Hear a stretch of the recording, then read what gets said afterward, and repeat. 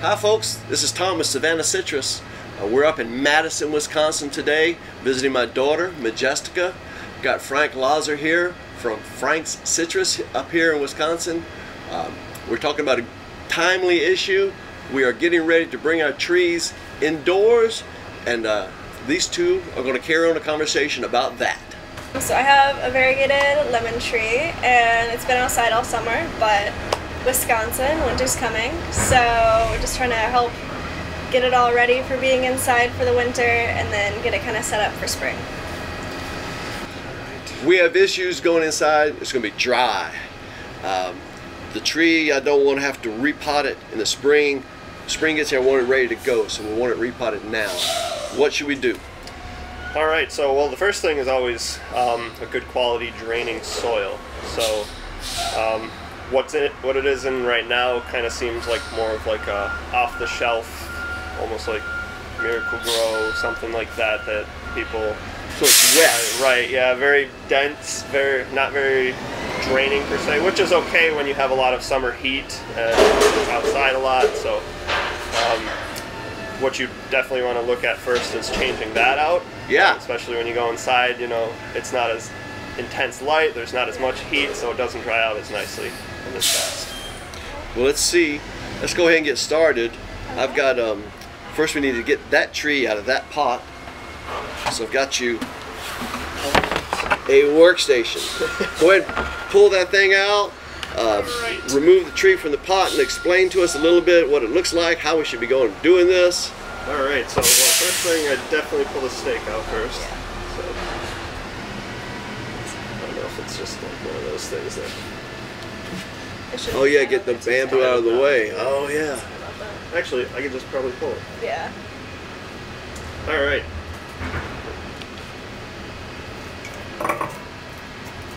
So what is all that stuff that's in there now? That's coconut? Like moss. Sphagnum? Yeah, Sphagnum moss.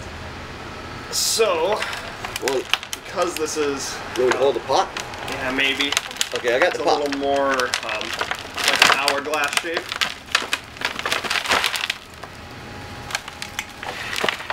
Dig in there and then well, so the shape of the pot's an issue then.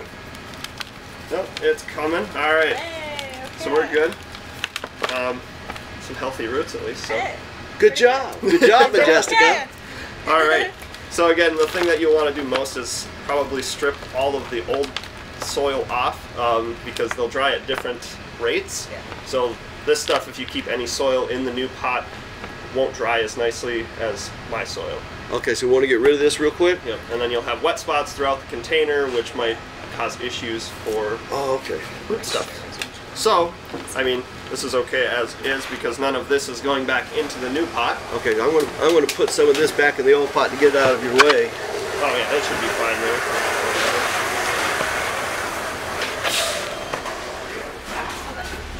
there. All right, so now, what do we need here?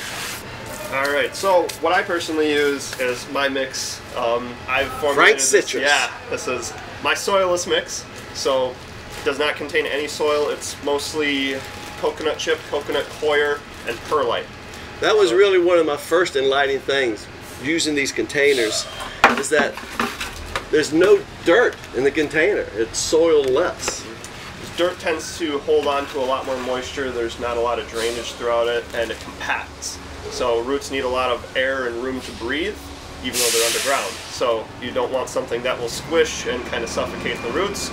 Keep water kind of in those micropores. All right, let's get started on that. So, got the tree? Yeah. It's out of the way here. Do you want to clean this off anymore? I mean, that's mostly okay because that's a lot of just wood chip. Okay. So that should be okay to do, and it's mostly broken down. So we are recycling a previously used nursery pot here. All right, so like I said, I formulated this mix mostly because I've used off-the-shelf mixes a lot, and there has never been a mix where you can just dump in and use. I always have to amend it in some way. Yeah, add more perlite, add more something to it to make it work right. So this stuff, I took like a lot of different attributes from a bunch of soils that I liked and just put it into one, along with a lot of recommendations from the group Perform members. Right. Here, so they've definitely helped. I a lot enjoy with being a this. part of that Growing Citrus and Container group. Yes, it's a great group. It's one of the best. So. All right, we'll get started here. All right. So since I have two, and this is a large container.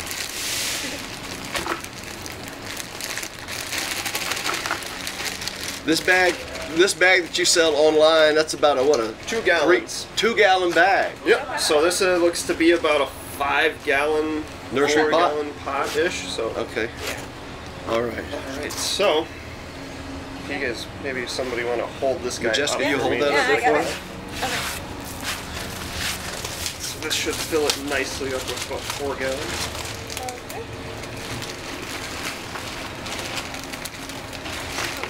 So this is, what is it, coconut core? Yep, coconut coir, coconut like chips. So it's actual Chips. like shredded husk.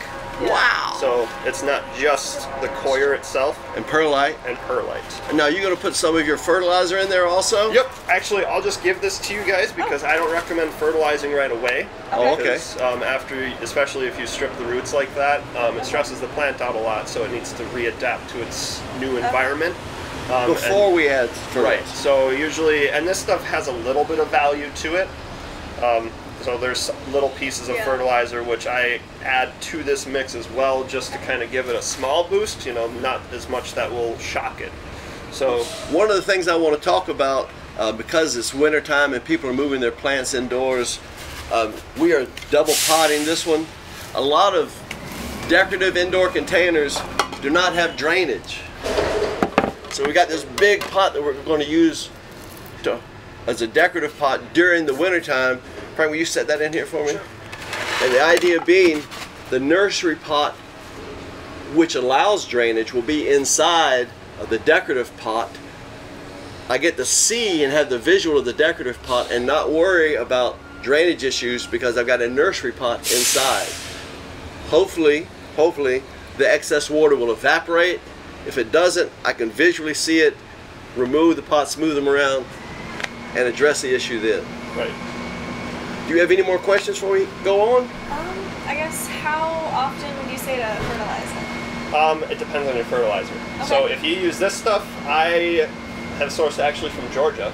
Okay. So there's a local fertilizer company down there that synthesizes their own, and they create a very good, well-balanced quality fertilizer. We can order this from you online? Yes. Okay. Okay. FrankCitrus.com? Yep. Or it's Frank's Fruit Trees. Frank'sFruitTrees.com. Yes. Real And good. this stuff, what I recommend, so in a 1-gallon container, you use 1 teaspoon every 2 months or so. Okay. So A teaspoon every Wow. 2 months. Wow. very concentrated and Yeah. a very good quality fertilizer. Like I said, it can burn if you overdo it. Yeah. So I do 1 teaspoon per gallon every 2 months. So it depends on, you know, like this is I would say 4 gallons of soil that I just put into there. So I do 4 teaspoons every 2 months. Every 2 months? Yes. So this It's stuff worth should last paying the you extra. about a year. You know, Wow. like if you're Wow. using it to that. Excellent. Really good. Yeah, just this little bag. So All right. Well, we're going to wrap up here. Frank, thanks very much for coming out here today. Great seeing you. Love Madison, Wisconsin. It's great being up here. Majestica, thanks for letting us use your tree as a prop. It's looking pretty good. And we'll come back again in the spring and see how you did taking care of our tree. Let's hope it stays alive. So hey, this is Tom from Savannah Citrus. As always, check the videos. If you enjoy it, give us a like. Subscribe to our YouTube channel. And leave me a message sometimes. Love to hear from you guys. Love to communicate back to you. Remember, you keep it fresh, keep it local.